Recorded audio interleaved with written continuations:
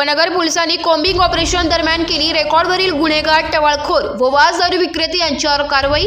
उपनगर पोलीस ठाण्यास दिनांक 19/1/2024 रोजी सायंकाळी 7 ते 10 वाजे पावतोचे दरम्यान पोलीस आयुक्त संदीप कर्णिक यांच्या आदेशान्वये कॉम्बिंग ऑपरेशनचे आयोजन करण्यात आले होते।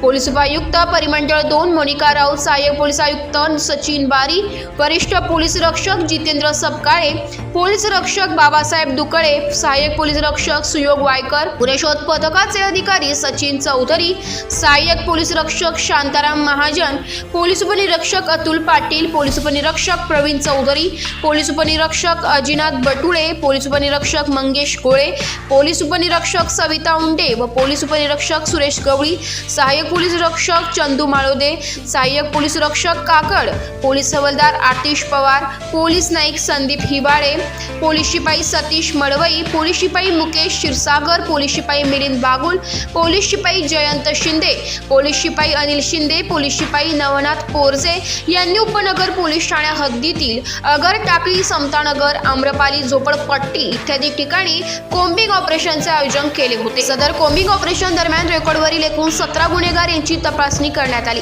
एकूण 27 टवाळखोर इसमांना ताब्यात घेऊन त्यांच्यावर कारवाई करण्यात आली आहे।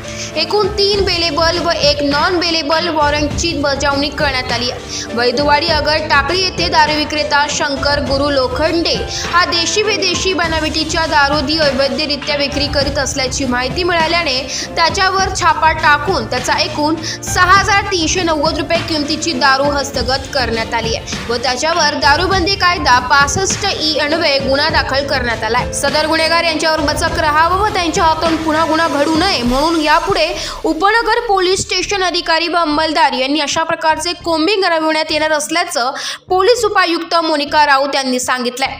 स्टार 1 महाराष्ट्र न्यूज साठी प्रतिनिधी इरफान पठाण, नाशिक।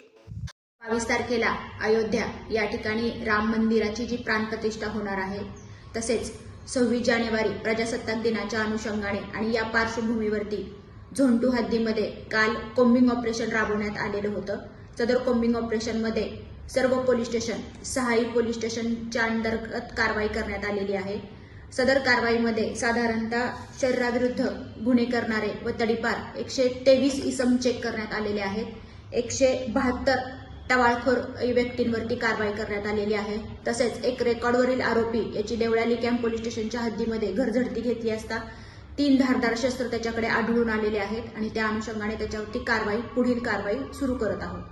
तसेच 2 ठिकाणी इंदिरानगर पोलीस स्टेशन आणि उपनगर पोलीस स्टेशनमध्ये अवैध दारू सापडल्यामुळे त्याच्या देखील 2 केसेस करण्यात आलेले आहेत आणि 4 इसमांवरती NBW अंतर्गत वॉरंट असल्यामुळे त्यांना देखील अटक करण्यात आलेली आहे।